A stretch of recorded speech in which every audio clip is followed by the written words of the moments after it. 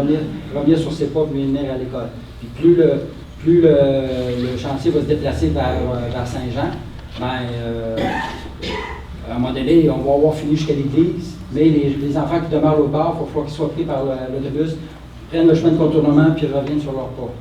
Donc, il y a une gestion de même là, à faire. Là. Puis ça, c'est pour tout le monde. Hein. Vous voulez aller au dépanneur ou à la SAQ, vous demeurez ce côté-là, puis il y a un chantier, vous prenez le chemin de contournement, vous venez. Grosso modo, c'est ça. Là. Mais dans le village, il va y avoir un chemin. Si tu veux aller au dépanneur, tu vas pouvoir passer. Pas sur la rue Royale. Mettons que les travaux sont entre l'église. Oui, mais si tu veux y aller à pied. Moi, je dirais que s'il y a moins de gens possible autour de la machinerie, puis tout ça, c'est l'idéal. Passer à travers un chantier, parce que, à moins que vous passiez derrière les maisons, loin du chantier, là, puis vous fassiez un parcours, là, mais nous, on ne balisera pas nécessairement partout. Là. Mais c'est des choses qui vont être regardées. Là. On ne fera pas ça. Ça s'est fait dans plusieurs municipalités. Là. Non, c'est pas la question. C'est juste une question qu'on... Dans le fond, c'est ça. C'est de le définir. Tout ce qu'on vous dit, c'est de façon. Voilà.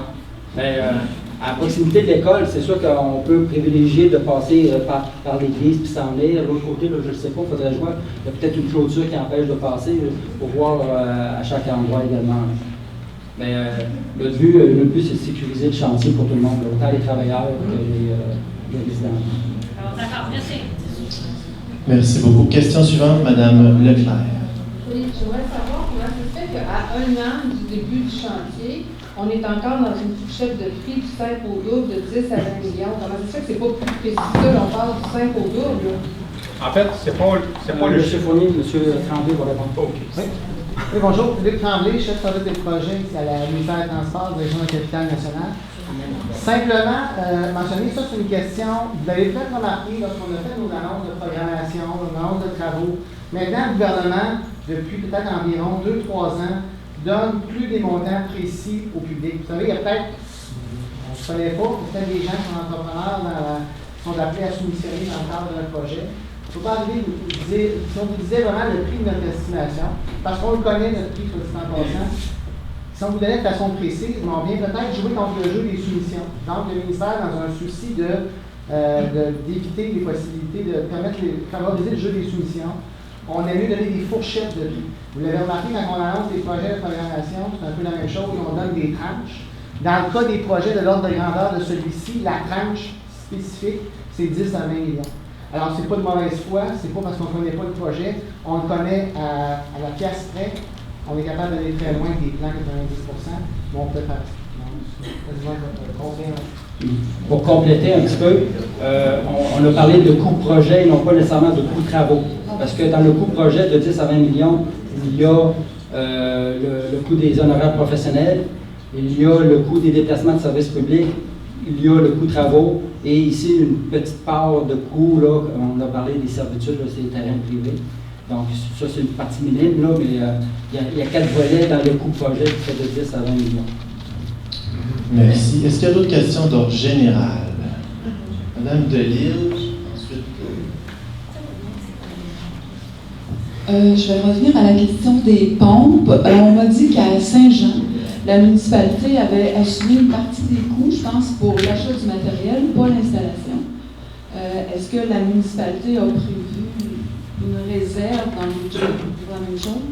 Bien, nous, on a eu la même information, sauf qu'on n'a pas, au niveau du conseil, on n'a pas encore pris une décision à savoir si on allait défrayer les pompes ou pas. On attend d'avoir le nombre exact de citoyens touchés. Puis, ça va avancer tranquillement avec le projet de la décision du conseil municipal. Mais au moment où on se parle, il n'y a pas eu de décision de prise concernant les pompes pour les résidents dont le niveau est trop bas. Une deuxième question, toujours en lien avec ce qui a été fait à Saint-Jean.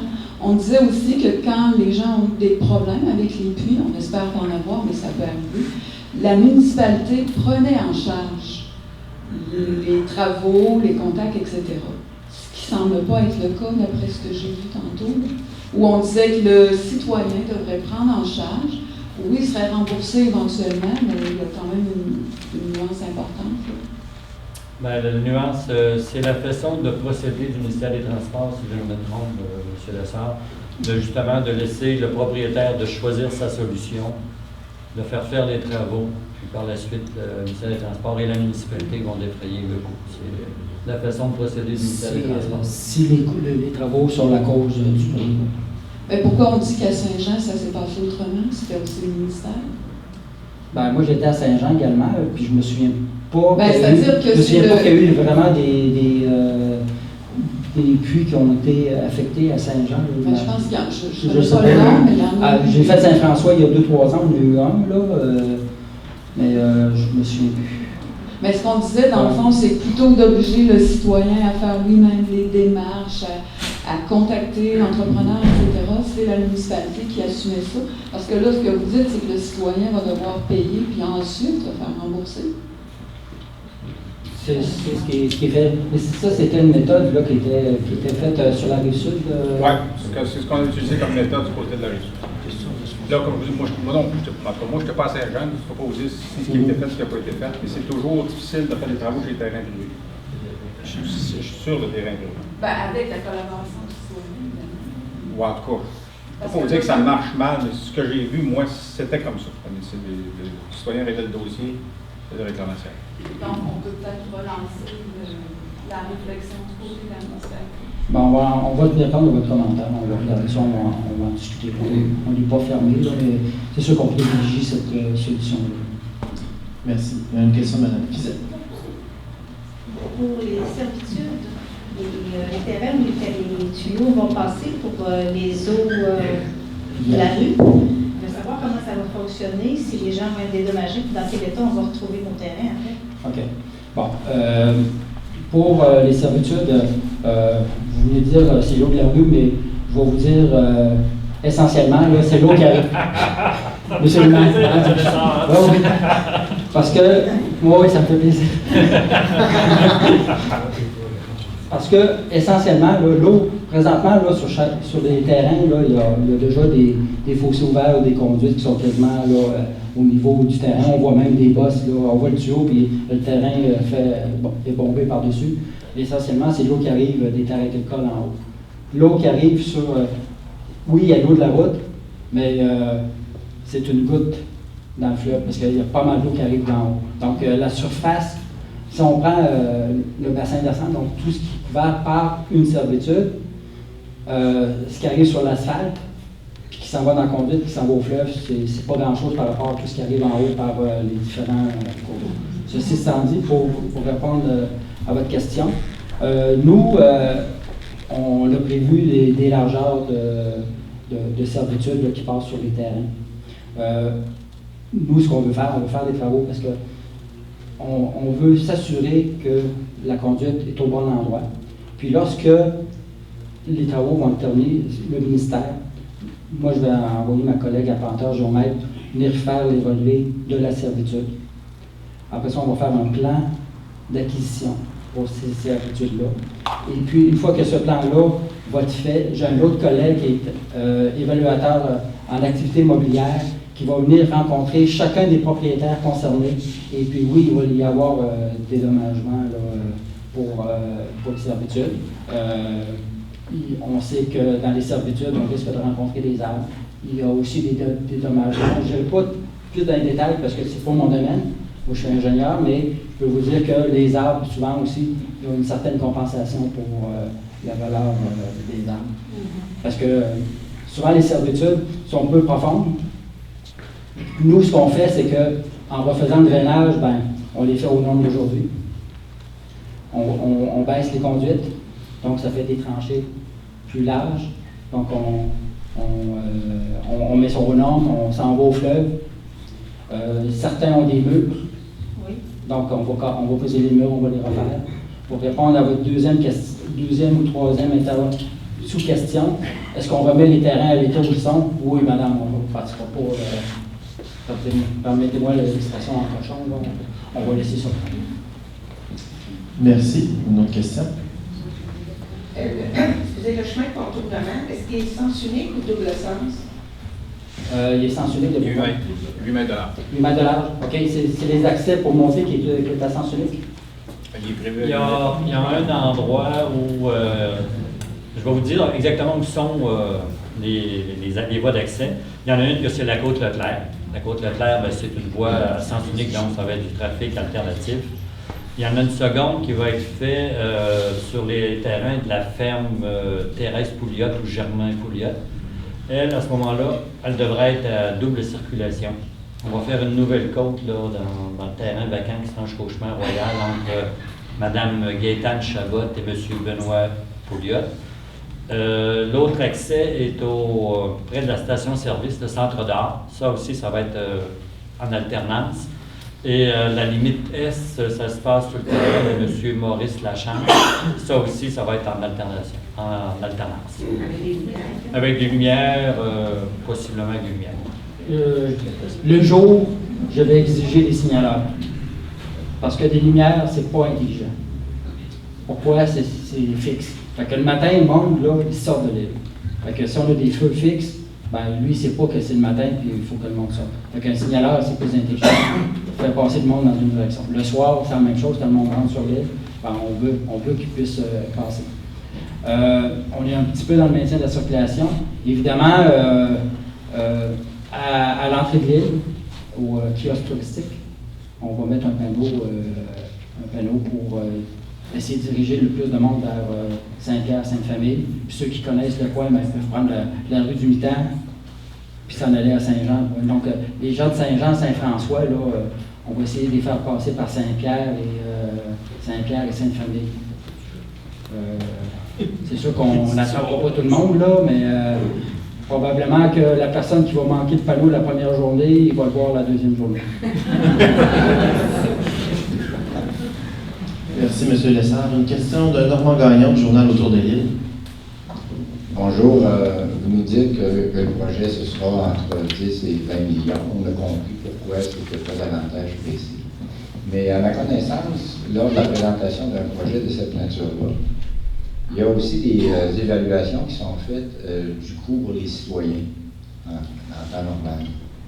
Par exemple, un projet, on sera en mesure de dire, ben, ça va coûter au niveau d'une hausse de taxes de 400, 500 $. Maintenant, si le projet, de la façon dont c'est présenté en termes financiers, c'est difficile pour les citoyens de voir comment ça va leur coûter. Je pose donc la question, sans donner pour autant le coût du projet pour les raisons qu'on a évoquées tantôt et que je trouve qui sont défendables. On serait peut-être en mesure de dire qu'est-ce que le projet tel qu'envisagé maintenant, qu'est-ce que ça va représenter comme sur le compte de taxes, par exemple? C'est difficile à évaluer, M. Gagnon, parce que le montant de subvention qu'on a aujourd'hui de ce qui s'appelle le MAMO, le ministère des Affaires municipales, est fixe. Alors, toute augmentation de coût qui revient à la municipalité, lorsqu'on va aller en appel d'offres, on peut évaluer, mais on sait que les appels d'offres, ça peut être plus ou moins 10 %. Alors, si on prend un projet d'exemple de 16 millions, puis qu'on a une augmentation de 10 %, ça représente 1,6 million. C'est sûr que ça fait 1,6 million de plus qui pourra aller dans le quote-part aux citoyens, mais c'est aussi une portion qu'on va pouvoir négocier avec le ministère des Affaires municipales au niveau de subventions. Donc, tant et aussi longtemps qu'on n'aura pas été en appel d'offres, c'est difficile de connaître le coût par citoyen pour être desservi par les coûts collecteurs. C'est malheureux, mais c'est une augmentation de d'1 million sur le coût global fait une très grosse augmentation pour le citoyen. Alors nous, on a bien hâte d'être allé en appel d'offres, pour être capable de déterminer le coût global du projet, de connaître parfaitement la contribution du ministère des Transports, puis d'aller négocier avec le ministère des Affaires municipales et de l'occupation du territoire s'ils peuvent diminuer notre coût. Mais on sait qu'au niveau du MAMRO, ils ont comme des critères maximum qu'un citoyen doit payer pour être desservi pour la collecte et le traitement des eaux usées. Ce n'est pas un montant que je peux vous dire, c'est tel montant, mais on sait que si une municipalité a des petits problèmes, d'ailleurs, il y a eu une annonce très récemment que la contribution du ministère des Affaires municipales ou du MAMO peut être augmentée jusqu'à 95 %. Donc, tant qu'on n'a pas déterminé les coûts exacts, on ne peut pas aller négocier avec le ministère et vous donner un coût précis de qu'est-ce que ça va coûter à un citoyen.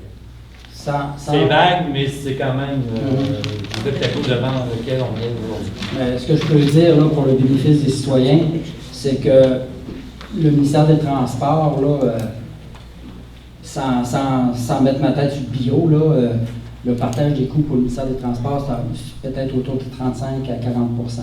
Donc, mettons, sur un projet de 10 millions, ben, si on en paye 35 à 40 % c'est 3 500 000 à 4 millions, mettons.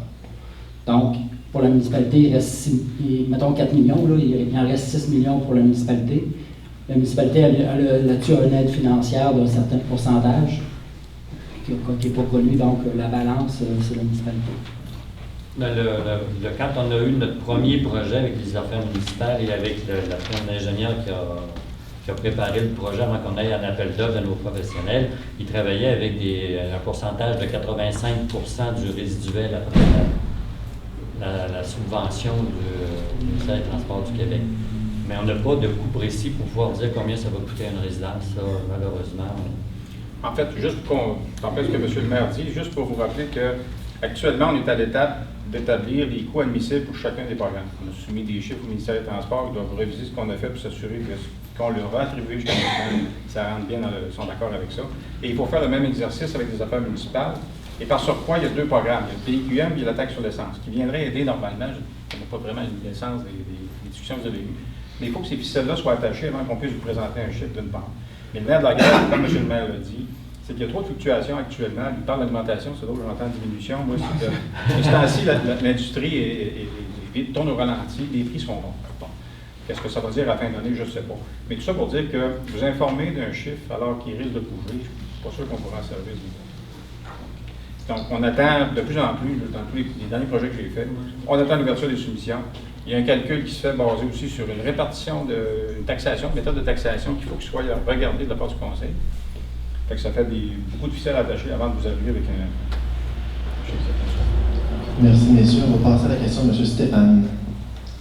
Oui, donc je ne sais pas là, si c'est de SNC ou le ministère des Transports, vous nous dites qu'il reste à peu près 10 avant compléter les plans et devis avant la fin de l'année.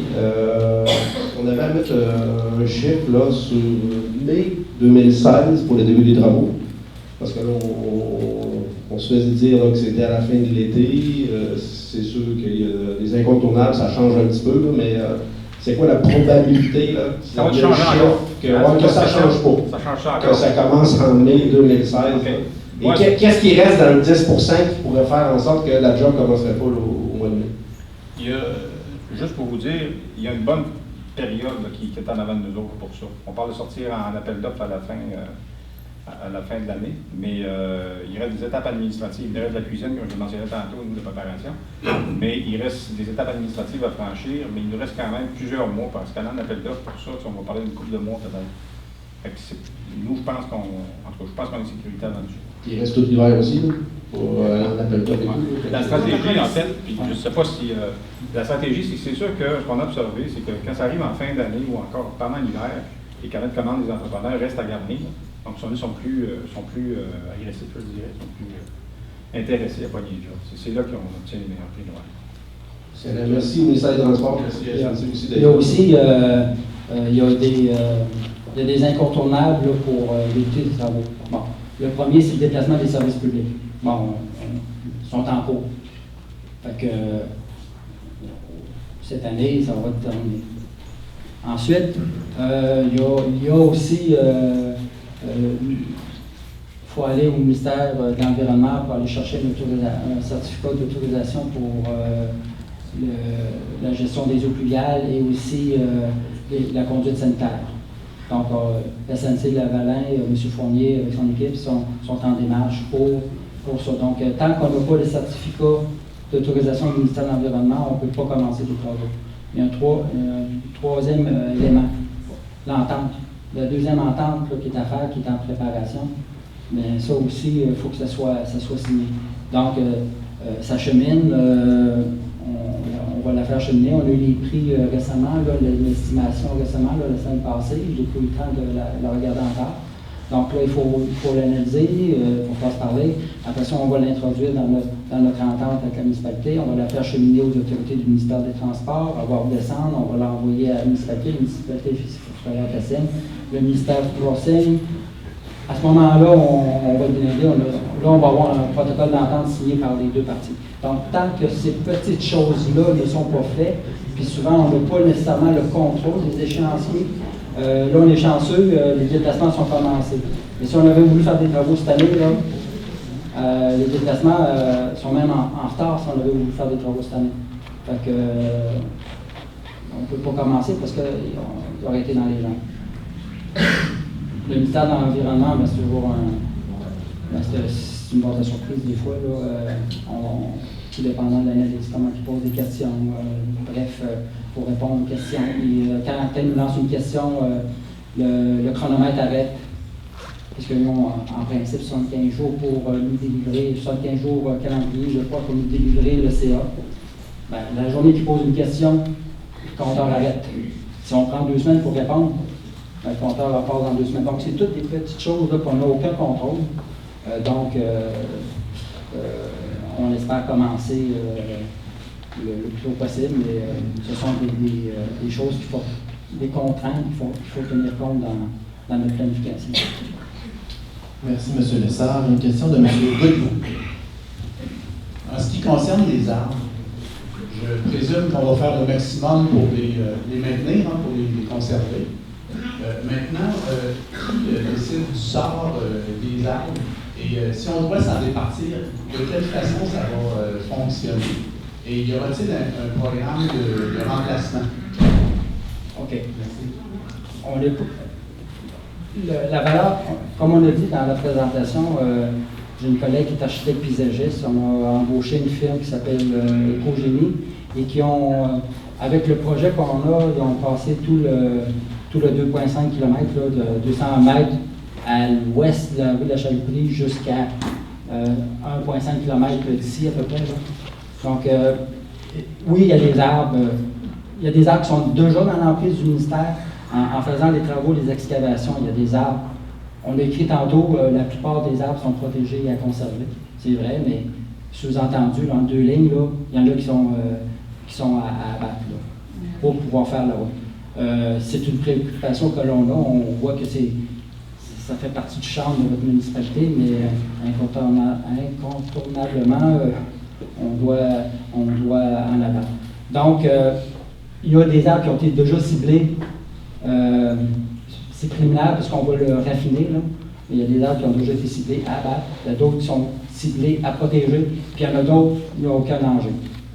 Donc, on a un document là, préliminaire qu'on a eu en mai 2014, Mme Moisan. Puis, on est là. Avec l'architecte paysagiste aussi, c'est sûr qu'on ne peut pas remplacer des arbres matures, je ne sais pas moi, 150, 200 ans, je sais pas, mettons 150, 200 ans, j'exagère peut-être, là, mais mettons centenaire, là. Mais on ne peut pas remplacer ça, mais c'est sûr qu'à certains endroits, là, on a déjà vu qu'il y aurait peut-être une possibilité de faire un aménagement paysager, mais on est loin des arbres en grand déploiement, puis quand vous voyez sur nos routes, des fois, on plante des arbres, là, puis ils sont gros de même, puis c'est sûr qu'ils vont grossir un jour, là, mais oui, il y a du remplacement prévu, là, mais à quelle échelle, je ne peux pas vous dire présentement. Est-ce que ça va répondre à votre question, monsieur? Merci. Merci, M. Lessard. Mme Dombrowski. Bonjour, Claude Dombrowski de Trois-Points-la-Ville. Moi, je suis commerçante dans le village de Saint-Laurent. Et je voulais savoir si je comprends bien, ça veut dire que durant les 3 années de travaux à l'association touristique, on va diriger les touristes plus vers Saint-Pierre, Sainte-Famille, pour éviter qu'ils rentrent dans le village de Saint-Laurent? Ce n'est pas ce que j'ai dit. On n'empêchera pas les touristes de faire le tour de l'île de façon anti-horaire ou horaire, là, mais non, le but, c'est pas d'empêcher les touristes de venir à Saint-Laurent.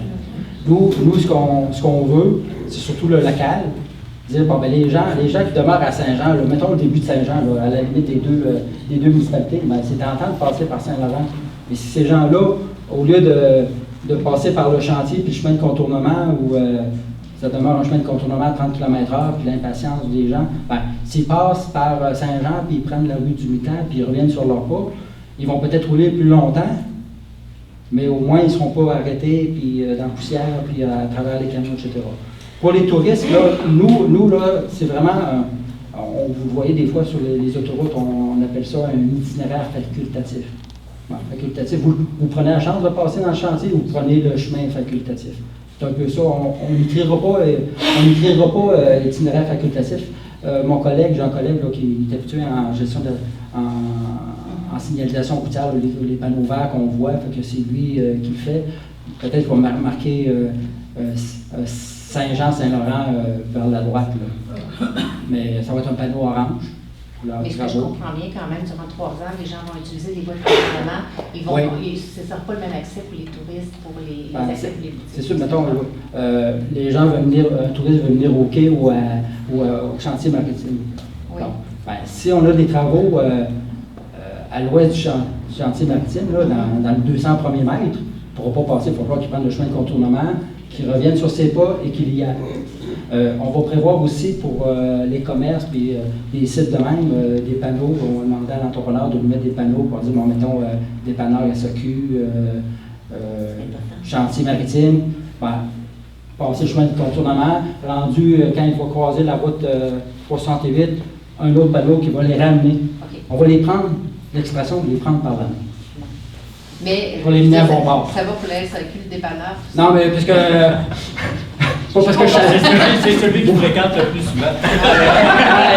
Le Moulin Saint-Laurent, le petit restaurant pas loin, là. Bref, je ne veux pas trahir en ici à soir. On peut ajouter aussi... On va déprimer vrai. Non, mais parce que je donne cet exemple-là. Quasiment dangereux. Ce qu'on peut ajouter aussi, M. Lessard, c'est qu'on avait déjà prévu pour l'année 2015 que dans le fameux bottin touristique, il y ait une page qui vienne indiquer les commerces qui vont être dans le secteur des travaux qui sont ouverts. Puis comme M. Lessard vous disait, la signalisation va dire aux gens, l'accès est par tel endroit au lieu d'être par le chemin royal. Donc, on essaie de préserver nos commerces au moins pendant la période des gros travaux. À Saint-Pierre, on a réussi à passer serré sur l'avenue Royale. L'avenue ou chemin Royal? Chemin Royal, excusez-moi. À Saint-Jean, on a passé en haut ici pour nous contourner. Ça va être, si vous vous souvenez de Saint-Jean, il y a à peu près 4-5 ans, ça va être le même pattern. Merci. Une autre question de Mme Bizet. Les travaux sont prévus pour plusieurs années. Ça va se faire dans quel ordre les travaux sur les terrains privés? Est-ce que c'est la première année ou la deuxième année? Et dans quel ordre, dans quel sens vous allez faire les travaux? Là, pour l'instant, c'est sûr que souvent, dans les devis, on peut phaser phase 1, phase 2, année 1, année 2, mettons. L'année 1, on dit à l'entrepreneur de tel an. Nous, on privilégie de partir de l'ouest et s'en aller vers ici. Donc, la ville de la Chalouperie vers Saint-Jean. Donc, en faisant ça, on vient de baliser l'entrepreneur. Puis aussi, il faut tenir compte des servitudes dont on parlait tantôt. Les servitudes, pour nous, ce qu'on appelle, c'est des points bas pour l'eau pluviale. Donc, c'est sûr qu'on ne peut pas partir sur un point haut. Il faut vraiment s'assurer que quand on part d'une conduite, on part toujours du point bas, puis on pose la conduite en montant. Donc ça, c'est des endroits charnières qu'on dit, on coupe là. Donc, normalement, on partirait de l'ouest vers l'est. Et puis, au fur et à mesure, quand on a besoin d'une servitude pour jeter l'eau, parce qu'au fur et à mesure, on veut se drainer, on veut sortir l'eau du chantier en même temps. Là. Donc, on va faire les servitudes sur les terrains privés. Il ne serait pas exclu, mettons un entrepreneur qui travaille vite et bien, qui dit, moi, je serais prêt déjà à faire les servitudes hors chaussée, là, un petit peu plus loin. Bon, si c'est pour faire avancer les travaux puis vous ennuyer moins longtemps, pourquoi pas. Mais puis aussi, il va y avoir les travaux municipaux, là, la station, le rejet au fleuve dont on a parlé tantôt. Donc, il y a beaucoup de choses à regarder en même temps. Il était quel endroit, ce rejet-là, au fleuve? Là, j'ai perdu ma carte. Il est situé un peu, donc c'est toujours en négociation pour la servitude, mais ça avance bon train. C'est situé entre la station-service et l'ancien restaurant chez Bacchus, sur le terrain de M. Vincent Gagnon, qui se situe, pour ceux qui connaissent un peu plus le coin, un petit peu en face de chez M. Pierre Letourneau, si je ne me trompe pas. Ou en pied de la côte chez Marcel Pouliot pour les gens de la place. Hein. Lui, il y a un grand stationnement là, entre les deux commerces que je vous ai parlé. Mais pour les travaux, là, je tiens à mentionner, vous me rappelez quelque chose d'important. Vous ne pourrez pas vous raccorder. Vous pouvez faire vos travaux, mais si les tuyaux, finalement, là, avant d'être capable de vous raccorder sur le système, c'est pas parce que le tuyau est posé dans la rue que là, on est prêt à vous accueillir de l'autre côté. Hein? Faut pas connecter ça, puis ça marche. Non, parce que l'autre bout, il y a un cadeau qui s'en vient, là. Fait que dans le fond, il y a un avis qui va vous être transmis qui va dire OK, vous pouvez vous raccorder sur le réseau. Ça ne vous empêche pas, par exemple, d'y aller en 2 étapes, des travaux de conduite. Je ne sais pas, vous avez des travaux d'aménagement paysager prévus, vous aimeriez mieux, par exemple, passer à la conduite avant. Il y a moyen de vous informer à quel endroit va être sorti l'entrée de service. D'ailleurs, on va essayer de s'arriver aussi avec vos exigences là-dessus, vos souhaits là-dessus. Mais le raccordement au réseau municipal, lui, ça va prendre un OK préalable, dire oui, allez-y, ça veut dire qu'on est capable de vous accueillir. Monsieur Fournier, 18. En fait, là, je veux juste repondérer un petit peu le 3 ans de tantôt avec madame. C'est qu'on ne s'attend pas qu'il y ait des travaux d'envergure qui soient réalisés. Au moment où on se parle, sauf imprévu, on ne s'attend pas à ce qu'il y ait des travaux d'envergure de réaliser dans la 3e année. On va parler surtout de finition. Ça veut dire que la circulation va être redonnée, etc., qui va rester quand même peut-être quelques aménagements à finaliser. Mais normalement, en 2 ans, ça se fait. Puis je ne pense pas qu'un entrepreneur ait avantage, à moins qu'il nous arrive quelque chose qui le forcerait à, là, mais je ne penserais pas. Il y a avantage à y tirer la sauce sur plus que 2 ans. Mais il ne travaille pas l'hiver. Non, c'est ça. C'est pour ça que ça se fait en 2 ans. On va passer à d'autres questions ici à l'arrière, monsieur. Bonsoir. J'ai une conduite principale collective qui passe sur mon terrain, où on parle de compensation financière. Je voudrais savoir pourquoi on ne la discute pas avant que les tuyaux soient passés. Ça fait partie des coûts, des coûts globaux du projet. Et pourquoi on discute de ça après seulement? Monsieur Lessard, c'est bon de spécifier que la compensation financière est pour les émissaires pluviaux et non pour la collecte secondaire du bassin. Pourquoi? Bien, parce que c'est le ministère des Transports qui a décidé de faire l'aménagement des conduites de l'émissaire pluvial souterrain sur les terrains et demande une servitude permanente pour pouvoir entretenir cette canalisation-là et est prêt à payer une certaine somme de dédommagement. Au niveau de la collecte, nous, on présume qu'on va rendre service à des gens en passant un tuyau pour le desservir. Alors, on n'a pas l'intention de verser de compensation pour cette collecte. Sauf qu'on a plus moderne pour une desserte collective, j'estime que une compensation, non? Bien, dans la majorité des municipalités où il y a une collecte qui dessert le citoyen, je ne sais pas si c'est une collecte qui sert à, comment je pourrais dire, qui ne dessert pas le propriétaire, mais ne fait que traverser, mais dans les cas des citoyens qu'on vient desservir avec cette seconde... J'avoue que j'ai un avantage, ça c'est sûr. Oui, ben c'est ça. Sinon, si on est obligé de commencer à payer une compensation pour desservir le citoyen lui-même, parce que le but c'est d'aller desservir le citoyen, bien, on pourrait dire non, on ne fait pas de 2e bassin parce que ça nous coûte trop cher de servitude, puis les gens auront juste à venir se brancher sur le chemin royal. Donc, c'est un peu la contrepartie du citoyen pour l'investissement que la municipalité vient faire sur ces propriétés privées-là. OK. Dans le cas des cas par cas, à qui on pourra s'adresser un peu dans le futur avant que les travaux arrivent, parce que bon, chacun va tout avoir nos petites affaires à régler. Avec qui on pourra discuter avant du projet, avant que quelqu'un arrive chez nous, maintenant en face? Vous parlez entre autres des cas par cas, j'ai un client sur un terrain, bon, il faut que je m'organise avec.